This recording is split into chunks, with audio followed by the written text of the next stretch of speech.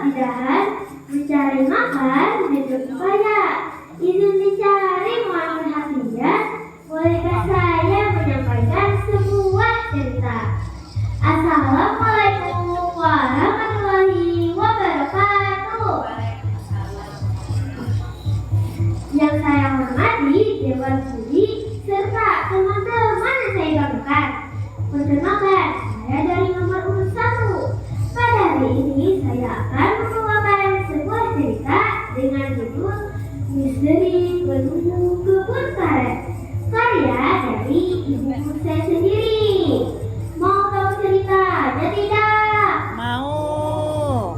Di sebuah desa kecil yang dikelilingi hamparan kebun karet, warganya sangatlah rukun dan damai. Di kala matahari menghadiri ufuk timur dan suara burung berkicau dengan riang, para warga berbondong-bondong pergi ke kebun untuk menyedap karet. Sedangkan setiap sorenya anak-anak bermain di lapangan sampai memandang azan.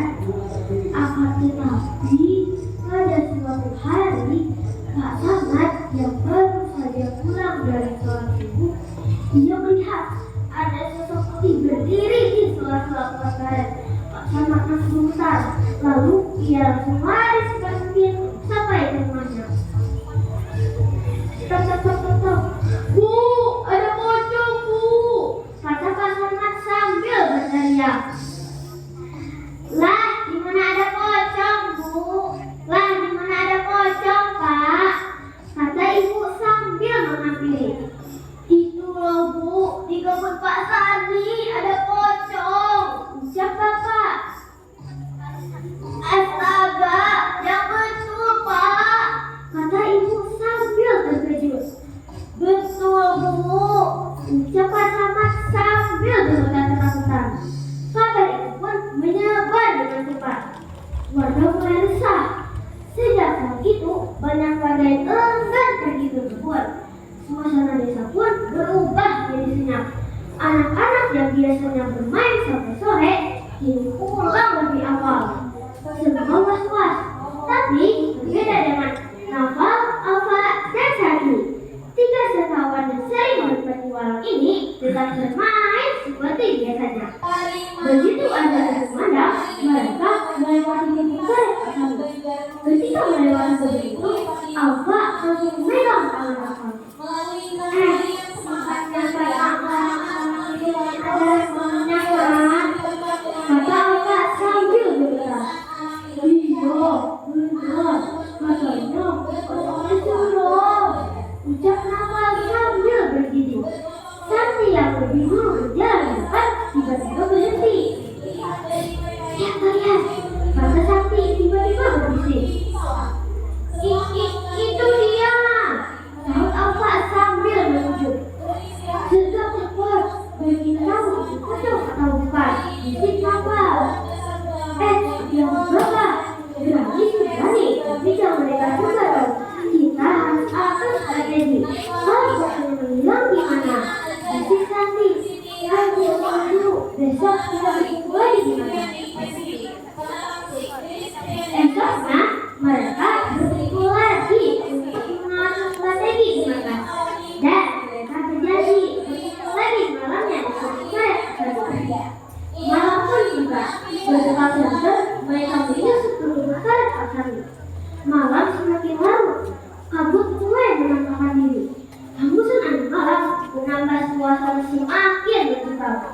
Tiba-tiba, ia datang, bisik Santi. Dari kejauhan terlihat sosok putih berdiri di balik pohon. Alfa langsung memegang tangan. Itu dia. Namun Santi memberi isyarat untuk tetap tenang. Tenang, Naval kalau kalian begini ya, bisik Santi. Naval pun bergegas lari untuk sebentar. Saat jarak semakin dekat, terdengar suara aneh di komunikasi. Santi langsung menjelaskan katanya. Woi! Sosok itu terkejut dan langsung berlari. Benar! Teriak Alfa. Maling! Teriak Santi. Berbuatlah berlari sambil mengejar pocong.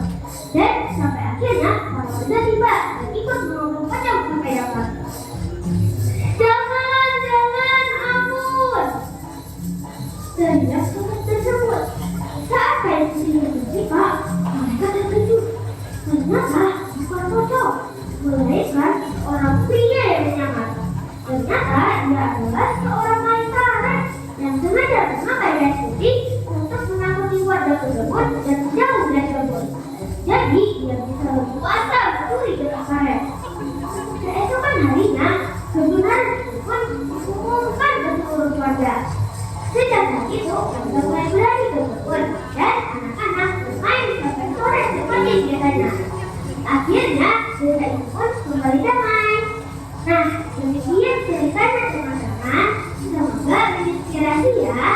Wassalamualaikum warahmatullahi wabarakatuh. Waalaikumsalam.